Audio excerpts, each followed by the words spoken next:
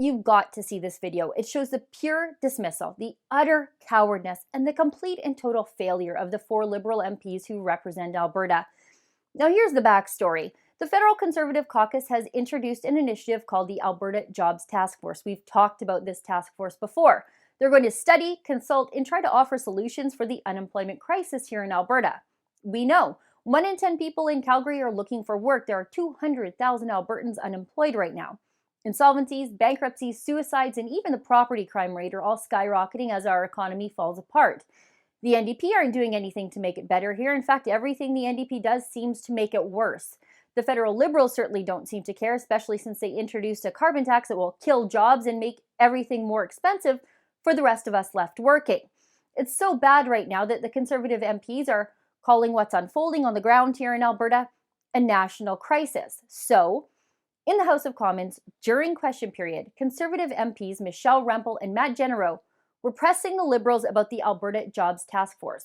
They wanted the Liberals to answer for their lack of action and their deafening silence while Albertans become destitute and continue to lose everything. Those 4 coward Liberal MPs from Alberta wouldn't answer Matt Genereux when they were called upon. They make a Quebec Liberal MP answer for them instead. Just watch. Mr. Speaker, Albertans are anxious and they're feeling abandoned by the Liberals. Today we launched the Alberta Jobs Task Force because clearly the Liberals are unwilling to do anything. Their only response has been to say, hang in there. The job situation in Alberta is far past crisis, yet the Liberals refuse to recognize how important the economy is in Alberta. Can any of the 4 Alberta Liberals explain why they refuse to stand up to the Prime Minister and say that a strong Alberta is a strong Canada?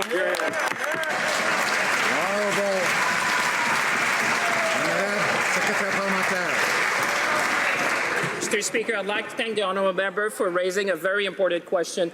We care deeply and we understand the people of Alberta and the workers of Alberta, Mr. Speaker. That's why we took a number of action, and let me list them, Mr. Speaker. The first thing we did was to reduce taxes for Canadians, and that affected Alberta. Mr. Speaker, after that, we went on the Canada Child Benefit. But let me be more specific, Mr. Speaker. In Budget 2016, we extended the employment insurance regular benefit by 5 weeks for all regions of Alberta. We did also a fiscal stabilization payment of $250 million to Alberta, Mr. Speaker, and the Minister of International Trade negotiated market access. Did you see that? They sent a Quebec MP to spout useless PMO talking points about the middle class, as though expanded family tax benefits will get people back on the job in Alberta or something. It's insulting. But that wasn't the end of it. Michelle Rempel, Conservative MP from a hard-hit Calgary riding, was clearly fed up with the lazy Liberal deflections, and she asked Liberal MP Kent Hare directly, a second time, to answer for himself. Look what happens. Mr. Speaker, today the Liberals raised taxes on Albertans. Again. Today, the Conservatives launched the Alberta Jobs Task Force to help desperate out-of-work Albertans. While we're doing this, again, the Prime Minister has announced new taxes for Albertans and has gutted job-creating investor confidence by adding uncertainty to every aspect of the Alberta economy. So my question is this: when will the member from Calgary Centre, I would love to see him answer this question, start doing his job in Cabinet and stop the Prime Minister, who's making a bad situation even worse? Great question. Honourable Parliamentary Secretary. Mr. Speaker, let me remind my colleague what we did for Albertans and all Canadians, Mr. Speaker. Specifically, what we did for Albertans was to increase the E&I benefits for all the province of Alberta, for all the applicants, for all the eligible members. Mr. Speaker, we did a fiscal stabilization payment. We're going to continue to invest in Alberta, and I'm proud to say, Mr. Speaker, that the Minister of International Trade just expanded markets for Canada producers and ranchers. That's working for Alberta, Mr. Speaker. That's what this minister is doing, and all the Cabinet is working for people of Canada and Albertans, and we'll continue to do that. Yep, the Liberals sent that same Quebec MP to speak for the Liberals in Western Canada, even though Calgary Liberal MP Kent Hare was in the House of Commons that day.